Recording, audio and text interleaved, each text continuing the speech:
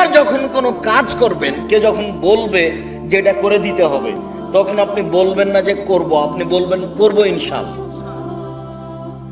এই দুটা পথে আপনি ধরে নেন যে আমি এখন আল্লাহর উপরে ভরসা করে আছি, এটা হবে সহজ।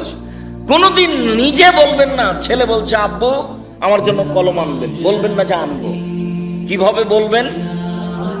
আনবো ইনশাআল্লাহ। তাহলে কাজটা আপনার উপরে থাকলো না, হোক আর না হোক। যদি ভুলে গিয়ে থাকেন তো ইনশাআল্লাহ, যদি কিনতে না পারেন তো ইনশাআল্লাহ, যদি কিনতে পারেন তো ইনশাআল্লাহ, মানে আল্লাহর উপরে আছে, যদি আল্লাহ চায়। আচ্ছা ঠিক আছে আব্বু কিনবো ইনশাআল্লাহ, যদি আল্লাহ চায়। তাহলে আপনার আল্লাহ ভরসা বহাল থাকলো। তাহলে মনে রাখবেন, রাখতে পারবেন কি? বাড়ি থেকে বের হওয়ার সময় বলতে হবে বিসমিল্লাহে তাওয়াক্কালতু আলাল্লাহ লা হাওলা ওয়ালা কুওয়াতা ইল্লা বিল্লাহ। আর কাজ যখন করবেন, কথা যখন বলবেন, তাতে লাগিয়ে দিতে হবে কি?